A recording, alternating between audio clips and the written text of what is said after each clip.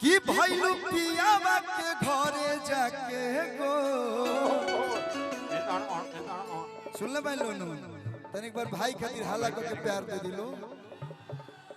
कि राजा जी के तू रल हो दहिया तो राजा जी के तू रल हो दहिया अरे उठे ला लहरिया पोरे पो अरे पिया जी के तू रल हो दहिया। लेकिन एगो बड़ा बढ़िया गीत हमारा बाबा के फेवरेट है कि सारी रात सुतवनी हा ये लास्ट गीत है ए राजा कबरी में अरे अब का हाथ लगावेला 5 गज के साड़ी में और अतिया कह दिया कि रौर धन नहीं ये राजा केहू खाए वाला बा। म्यूजिशियन के आगे से आप लोग अगर हट जाएंगे ना राय जी कि रौर धन नहीं ये राजा केहू खाए वाला बा। भतीजा के जन्मदिन है तो खाली गाना ना कलुआ डांसो करी थोड़ा बहुत ठोके ना हमारा वो सब जाता वो सब नहीं आता है हम खाली हुए वाला है तो यही पर आधा जीवन बीत गई 19-20 साल बीत गई बाकी तो भाई सब मिला है सब 20 साल देखिए यही गीतिया पर कैसे डांस हुई कि छोड़ी छोड़ी ओठलाली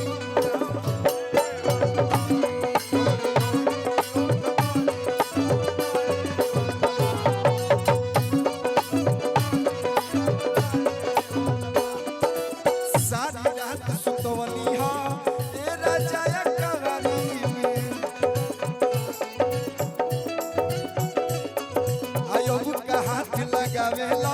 5 गज के साड़ी में। अरविंद बाबा 2008 में जो दौर हम लोगों ने देखा है और प्रियांशु भाई के साथ भी काम करने पे वही दौर याद आता है। एक एक गीत के पीछे जितना ये मेहनत करते हैं हर कलाकार के लिए एक बार प्रियांशु सिंह जी के लिए जोरदार ताली आप लोग बजा दीजिए जोरदार ताली। रौर धन नहीं ये राजा केहू खाए वाला बा रौर धन नहीं ये राजा केहू खाए वाला बा। छोड़ी छोड़ी ओठलाली छोड़ी छोड़ी ओठलाली छोड़ी छोड़ी ओठलाली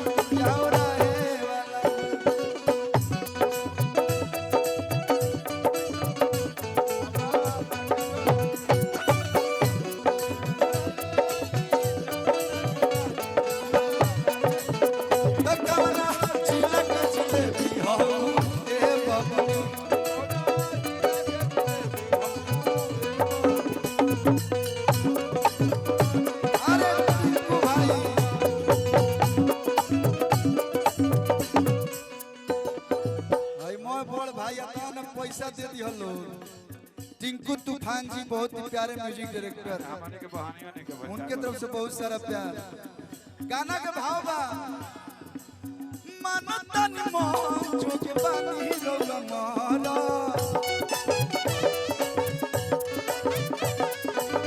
रोज रोज काहे दिल कमर में तारा।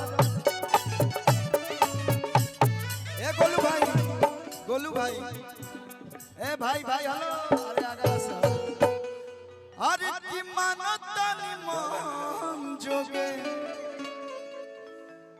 अरे की मानतनी मन जोगे बानी रहुआ मारा तो रोज रोज काहे दिल कमर में दा।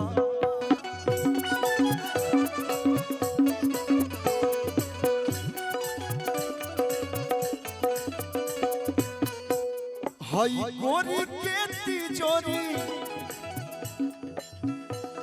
न लुटाए वाला बा हई गोरी के तिजोरी न लुटाए वाला बा तो छोड़ी छोड़ी ओठल लिया